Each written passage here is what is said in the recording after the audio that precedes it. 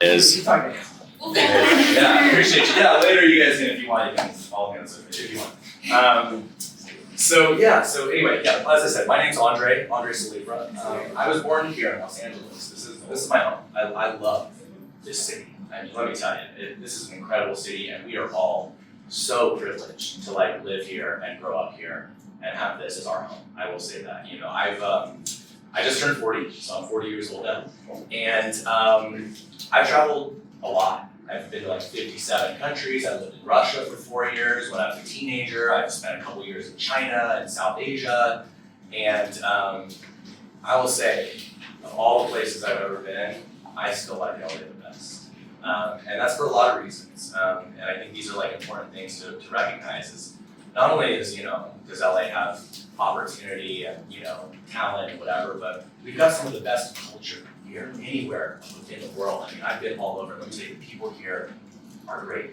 We have a great culture, and a lot of that is due to our diversity, right? We have people from all of the corners of the earth here in Los Angeles, and that makes us strong, right? That lets us get new ideas and, new different types of food and new different types of culture that we can all draw on, right? Hopefully we're taking the best of all of these things and building it together, and I think that's what makes LA strong. So, as I said, I just turned 40. I've been doing local organizing for about 6 years in Los Angeles. I've never actually been in politics before. By trade, I'm an engineer. I work usually with like large companies like Macy's, Costco, Fashion Nova, some of these companies.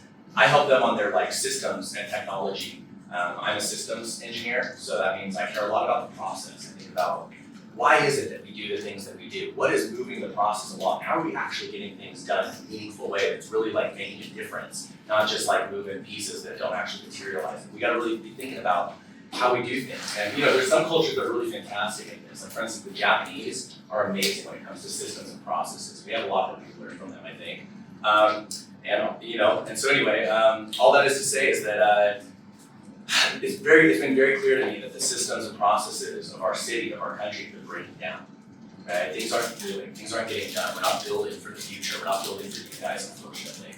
And honestly, that's a failure on older generations. Right? They had a pretty good long time of growth in the United States between 1950 and 1970, 80, which made people complacent.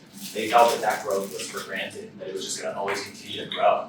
That's not true, right? We actually know that there's something called the law of entropy. The law of entropy says that in any system, without maintenance, things tend to fall into decay, right? This is entropy, the idea that like if you don't maintain things, they will fall apart. And that's kind of what's happened in our country, unfortunately. And the truth is that, my generation even, I was born in 1986, so I'm like, that millennial right in the middle. We've also felt the consequences of this. Like I'm still a renter. I have a good career, and we just haven't built we haven't been able to have it's been hard for me to start a family and have these things because we don't build for people, especially for the young, but we need to, and we need to build, and that's really the truth of the matter, is that the only way that we will ever get out of any of this mess is by building.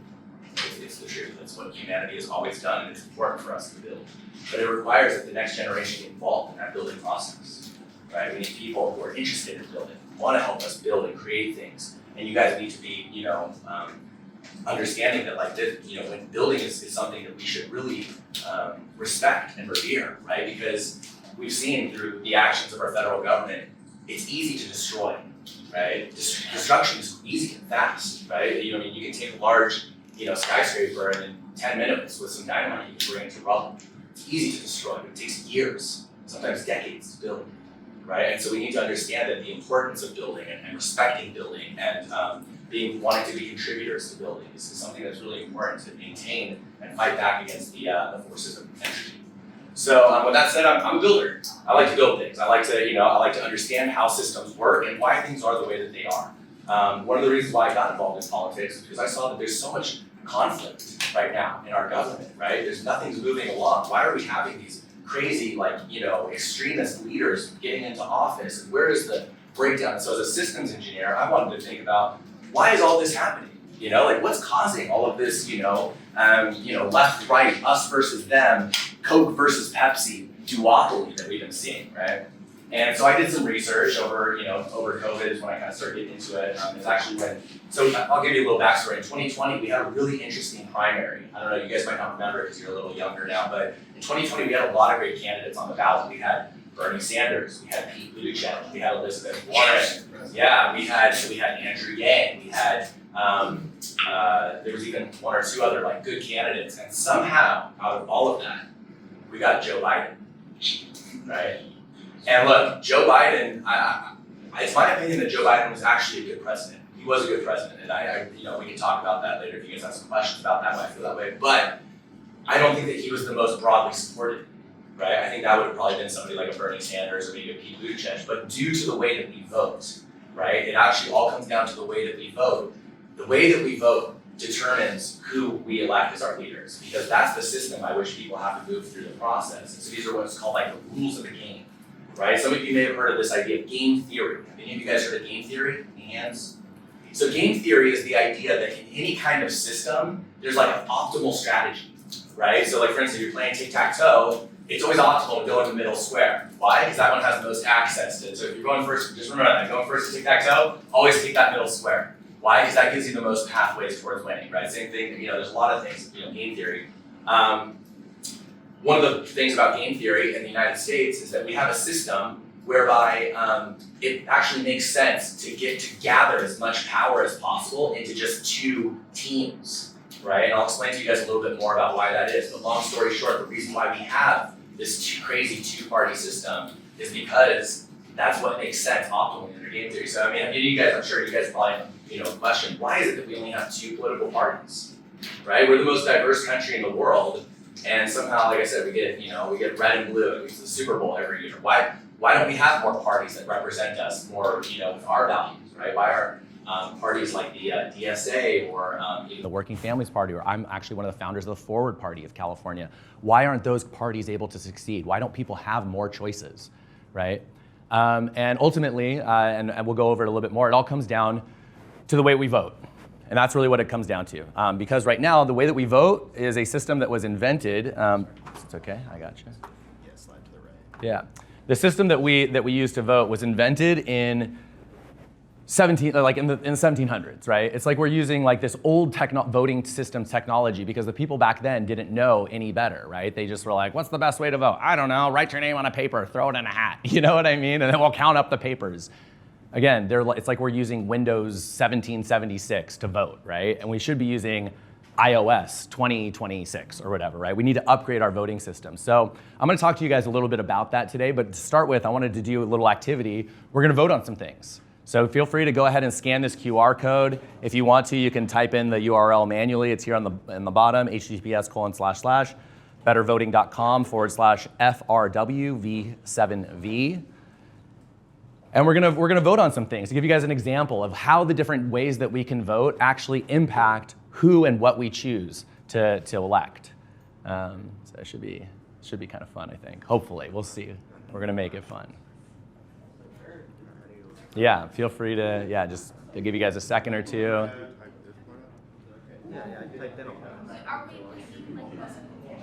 So just go ahead and open it up and then let me know.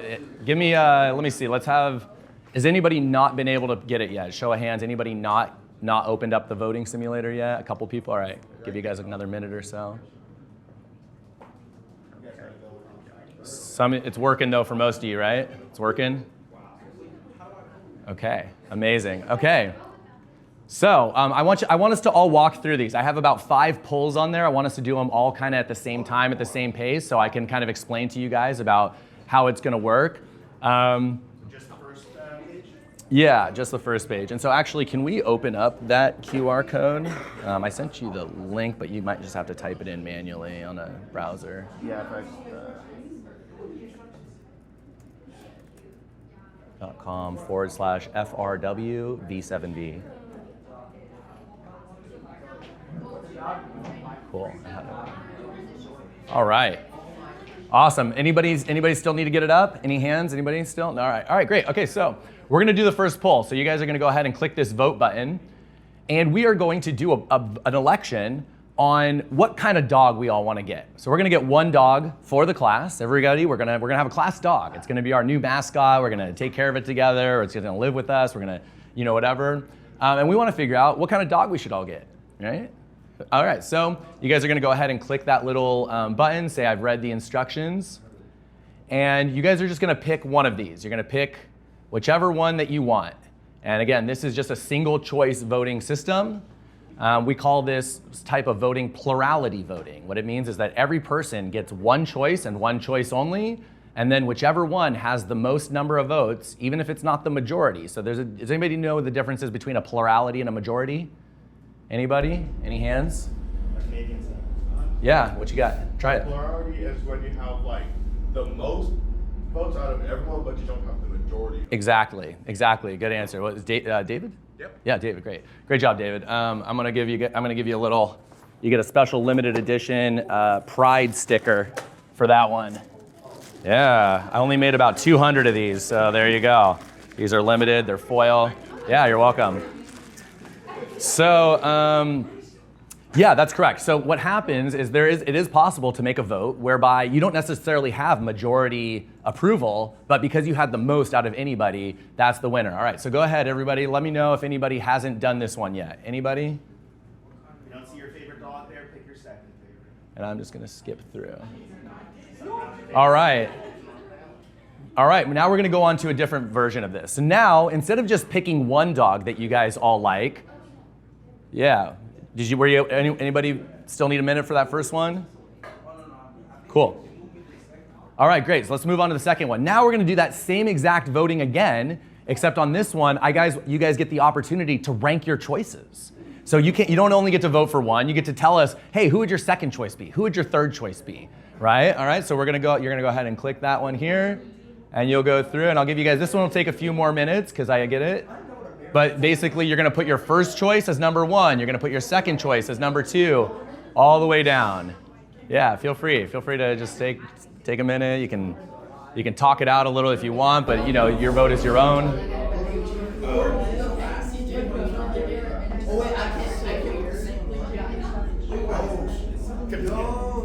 You see? So you're gonna get to show what your second choice, and you can do any number. You only have to do 2 or 3.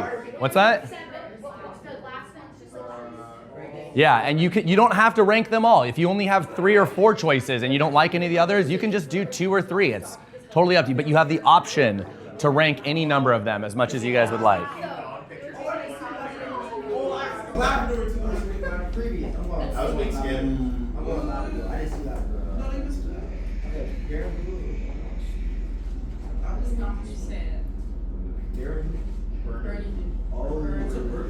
Bernie Doodle is kind of like a shaggy, like black and white dog, but it's really soft, like a poodle. You've seen these things? Yeah.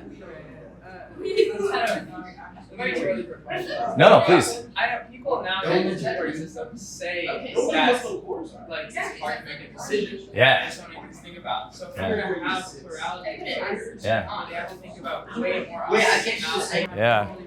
Oh no, people have to actually think and be engaged in the process. Oh no. If how would we get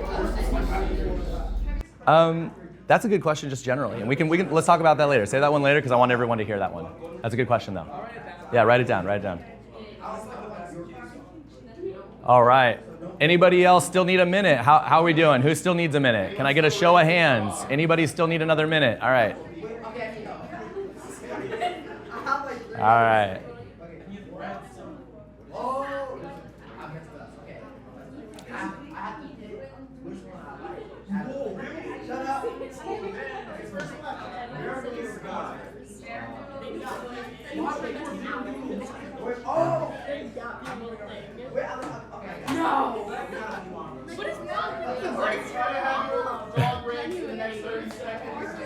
All right, let's wrap it up. We got to move. If you haven't done it, you can just put your top 2 or 3. It's okay. You don't need to do all of them. Rank 2 or 3, that's totally okay.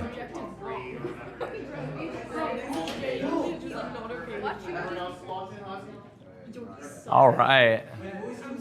What's that? We will later. We're going to go over the results later. All right. Next one. We're going to move on to the next poll, to the next voting election. All right. Now, new one. We are going to order a couple pizzas for the class. All right, so let's just pretend that we're having a class party and we need to order 2 pizzas that everyone will hopefully enjoy. So we're gonna order only two choices, because we only have 2 that we can order, because we need to serve everyone, right? We don't want to be, and there's only 2 that we can order. Which 2 pizzas are we going to order? And so by doing this, we're gonna do a system of voting called approval voting. What approval voting is, instead of just ranking them or whatever, you just select any number that you would be okay with. So just select if you would be okay with pepperoni, if you'd be okay with white pizza, any of these choices that you would approve of, just go ahead and mark those. You can mark as few or as many as you'd like. So if you only like pepperoni, mark only pepperoni. If you're like, hey, I would do pepperoni or Hawaiian, do pepperoni or Hawaiian. But just, real quick, mark any number that you guys feel like you would be happy with. Yeah, you can mark any number. You can do 1 to whatever.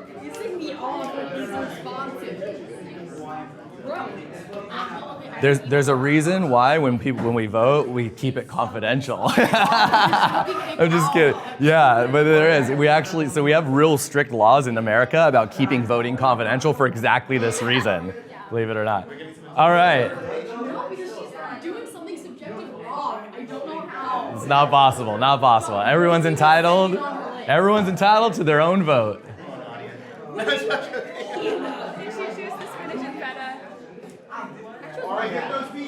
All right, come on, guys, let's go. Anybody need another minute? Going once, going twice. Anybody else? We're gonna move on to the next one. All right, great. And then now we're gonna do one that's a little bit more relevant. All right, so we're gonna do a mock election about who should our next president be. All right, so we got the 2020 election coming up pretty soon, right? And we need to start thinking about who we want to elect. All right, this is an important decision because this is the leader of our country, right? This is the person who dictates the culture for our country and foreign policy, our budgets, our economic policy. This is a really important one. So I tried to make this kind of, people that I feel like would be interesting for us to consider. So here, this is what's called first past the post voting. I'm gonna explain to you guys a little bit more about this, but basically these are our candidates, right? I picked a few that I felt like would be a pretty good spread of choices. We got Alexandria Ocasio-Cortez, Bernie Sanders, Gavin Newsom, J.D. Vance, Jon Stewart, the comedian, Kamala Harris, Mark Kelly, who's a senator, but he's also an astronaut. He's said he's gonna be running for president, Michelle Obama, Pete Buttigieg, right? And so we got a little bit on through the middle. We don't have as many people on the right, because honestly, I haven't seen that many people on the right that I felt were reasonable choices. But anyway, that, personal preference there. So yeah, but you can only pick one here. All right, so remember that. We can only pick one. So tell me who you guys feel is your number one choice. Yeah. Are we going off who's most electable? Like who we think might for example, I would maybe pick, let's say, Alexandria Ocasio-Cortez. I like her, just fine. I don't think she can win. Yeah, that's a good question, isn't it? Yeah, that's exactly the problem, right? So now you have to choose whether you want to pick the person that you think would be most electable, or if you want to vote your conscience. This is one of the problems with a single choice first past the post system, is that you have to choose now, but you do have to choose. Pick one, you only get one choice. Okay, well, like Gavin Newsom the most electable. Pick whoever you feel that you would vote for here.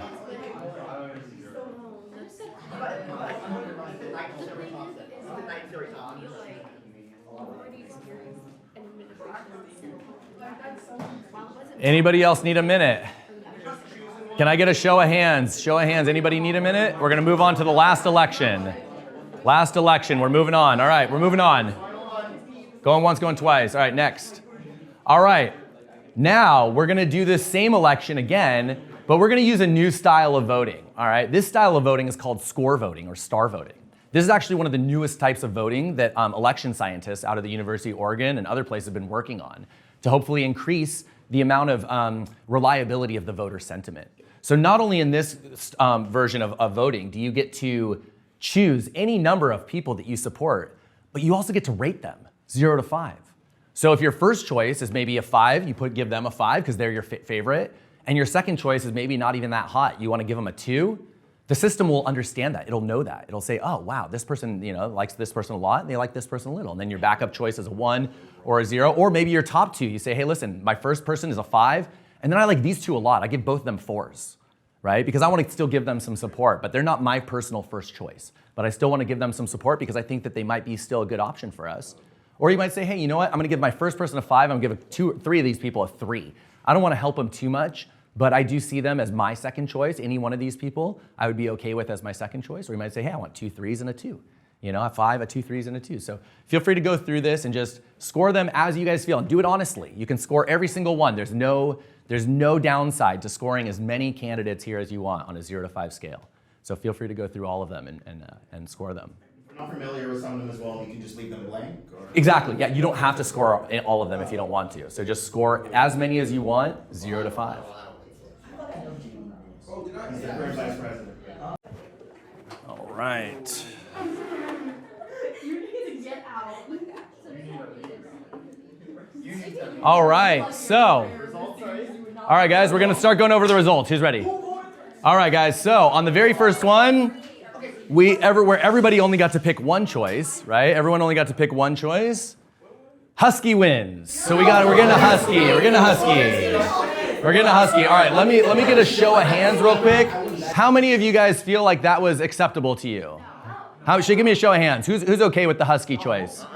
Give me a show of hands. We got about 6, 7, 1, 2, 3, 4, 5. Wow, okay, but Husky had the most number, right? Okay, so now let's figure out what would have happened if we had instead allowed people to rank their choices of which dogs we liked.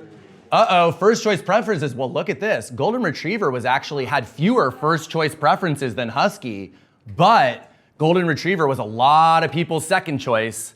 Golden Retriever is pretty popular. All right, looks like under this choice, we're getting a Golden Retriever. Who's happy about that? Show of hands.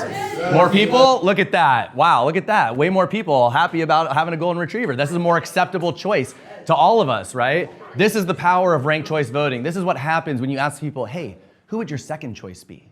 Not just your first choice, right? Because that matters. This is what's called compromise, right? Asking people, who would your second choice be? And we live in the most diverse country in the world. We're gonna have differing opinions about things. We need to find ways to compromise, and that includes in our voting systems. Our voting systems need to create pathways where we can identify the compromise so that we can move forward together, so that we're not feeling like we got shortchanged or we got something that wasn't representing us, right? Even if it's not our first choice, if it's at least our second or maybe our third choice, we can get behind it, right? And that's why it's really important. So under this, we're getting a Golden Retriever. All right, so we're gonna go to the next one. Let's order 2 pizzas. All right, so this is a type of voting called approval voting.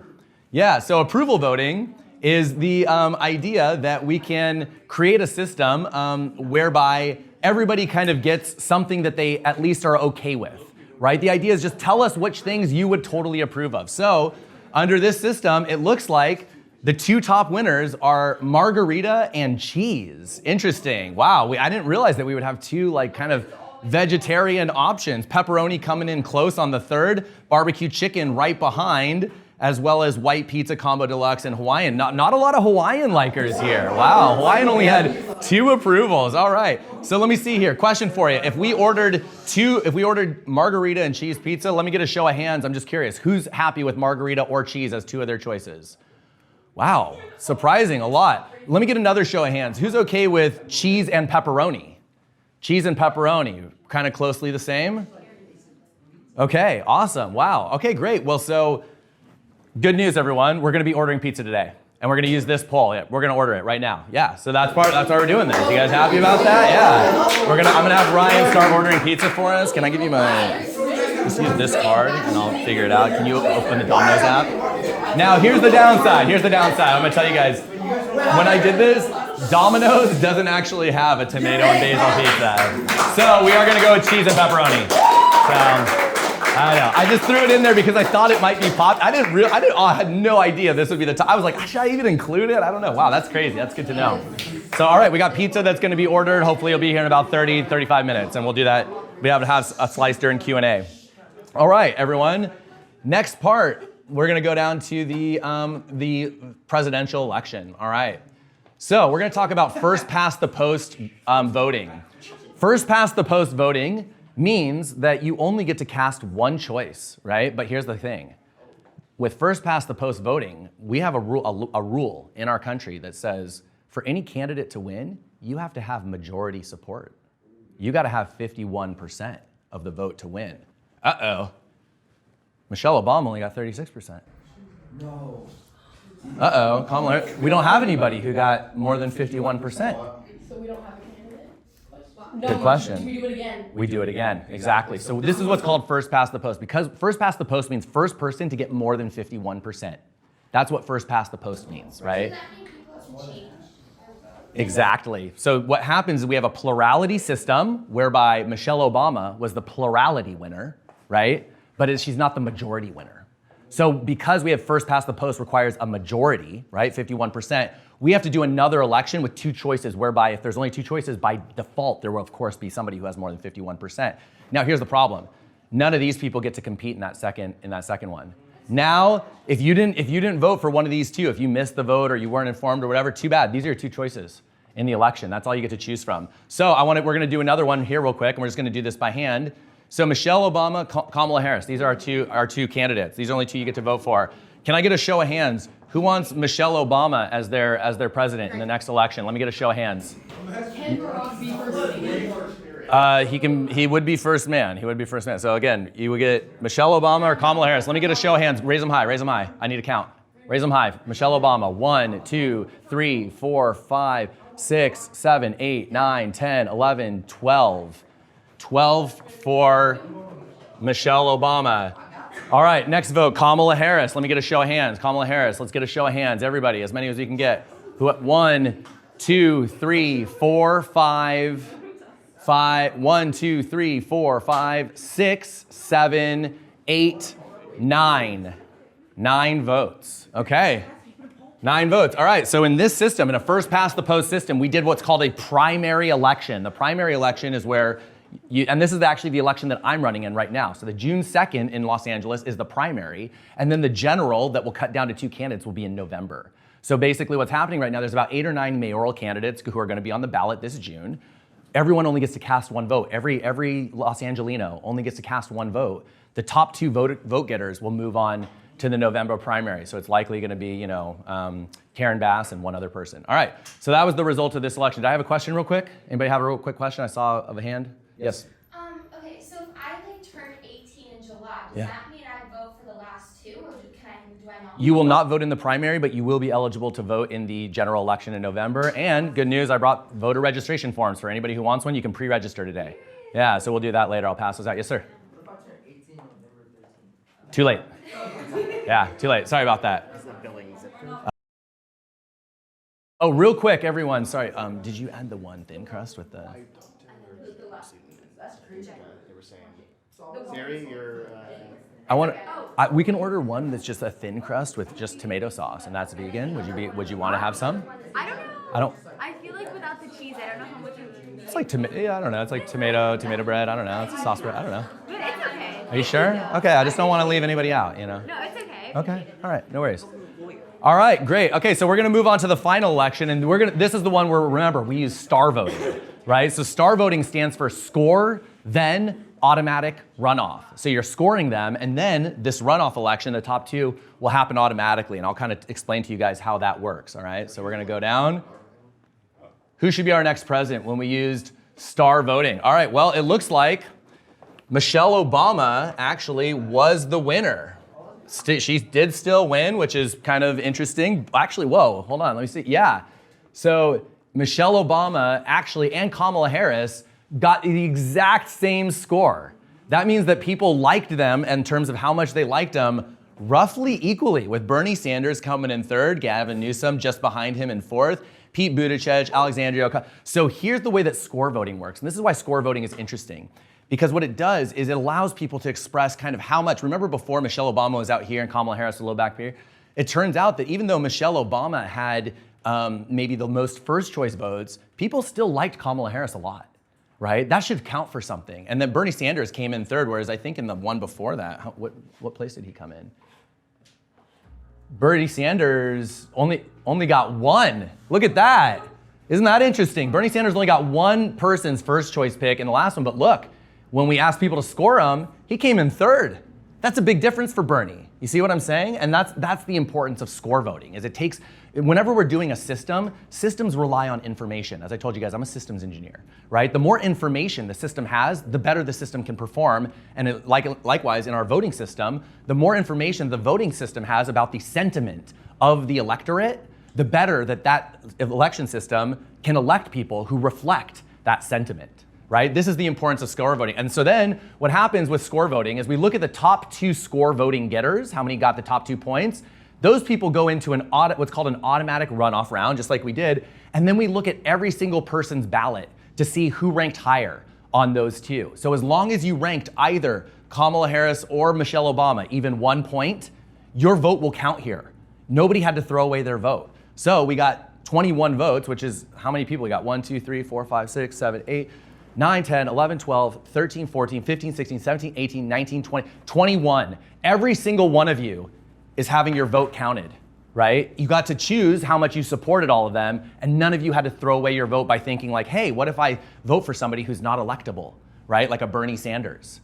This is why score voting is the future. This is why we need to have score voting, to be able to better represent the sentiment of the electorate. Not just one choice, that's all you get. But hey, how do you like the other people? And when that counts for something, that's how we get compromise. So yeah, so that's basically, the importance of election science and the way that we vote. And this is how I got into politics. This is why I started doing this, is because I realized that, look, the problems that we face as a country are largely systemic. It comes down to our systems a lot of times. And these can be, voting systems. They can also be, sometimes they're racially oriented systems, sometimes they're economically oriented, but systems matter. The systems and the processes by which we do and organize our government and our people, they matter. And this is why it's important for us to be electing people who understand systems and processes, right? We need more engineers, doctors, teachers, people being elected, because these people are systems-oriented people. We have a lot of lawyers. We have a lot of career politicians. Those people serve an important function, but again, they're legislators. They're people who write the confines of the law and they create the logical statements, but these people are not always necessarily problem solvers. Not to say that they don't have a place in government, but right now they're an overrepresented majority, right? And that's why we're having gridlock, is because we're not having the types of people elected in our systems that understand systems, operations, the point, and why it's important to have a good system for things. So yeah, so that's basically, a quick introduction. I wanted to give you guys a little bit of idea because I felt like this is one of the important things of our time, is really reforming the way that we vote so that we can stop electing these people on the fringes, right? The people who are the most, widely popular, and start electing people who are broadly popular. Because what's always going to happen in politics, the pendulum's going to swing, right? It's going to swing a little bit, from who's elected to here. We don't like big swings. Big swings create conflict. They create instability. We like small swings. Swings that are in the middle, right? You're always gonna get, it's better for us to have a few smaller swings than a bunch of huge swings, right? Especially in our government. One of the common criticisms that we get, and this is something where I wanna say like Elon Musk is just a complete idiot in this regard, is people will tell you government should be efficient. Government should be efficient. We need more efficient government. There's too much waste. There's too much government efficiency. Government is not designed to be efficient, nor should it be efficient. Government is designed to be stable, to be reliable, to have redundancy, right? To have extra things that maybe we don't even need at the time, but if there is an emergency, if there is a fire, if there is a housing issue, if there is a natural disaster, if there is a COVID, we have extra people on hand, backup, ready to go, supplies, ready to go. Is it most efficient to be storing these things and some of them will go to waste sometime because we didn't? That's inefficient, but it's reliable, it's dependable. And so always remember that when people tell you that, oh, government efficiency and government blah, blah, blah, these people don't really understand the function and the importance of government. We do not want our government run like a business. We want our government run like a government, right? And so that's really important. So this is kind of one of the ideas that I want to share with you guys, is because I think that this is the big kind of, what's the word, like, difference in vision that we need to start promoting among younger generations, is the idea that, look, we have a bad voting system that's hurting us. We're focusing on government being this efficient business thing, and it shouldn't be. It should be reliable, right? And in fact, our country and our government was the best when it was reliable, when it was inefficient. It was not necessarily the most efficient, but it provided jobs to people. It built roads, it built bridges, it put money in the pockets of working Americans to build things that America needs, right? So people had jobs, people had purpose, people had a way that they could create a career even if private industry wasn't offering them one. They used to be able to go to something called the Works Progress Administration. Have any of you guys heard of this thing, the Work Progress Administration? Yeah. So the Works Progress Administration was started by Franklin Delano Roosevelt in the 1930s as a response to the Great Depression, because the economics of the country were in shambles. And how did our country's economics turn into shambles in the 1930s? You're right, capitalism went rampant in the 1920s. Now we're in the 2020s. Capitalism has run rampant, right? People are out of jobs. There's not enough money in people's pockets. What was Franklin Delano Roosevelt's solution to this? He said, we don't need private, oh yeah, please, go for it. The plans made the first year. Yeah, do you remember? Yeah, the New Deal? Exactly, yeah. So what that is to say is that we don't need private industry to help us build the things that America needs. Because the things that America needs is not always the things that are most profitable, but it's the things that create stability, things that create redundancy, right? And that's what's important for government. So with that said, I'm gonna go on to the next section of the presentation. Did you guys like that one? Was that fun? Yeah, we like that? Kind of interesting? Yeah, cool. Amazing, thank you.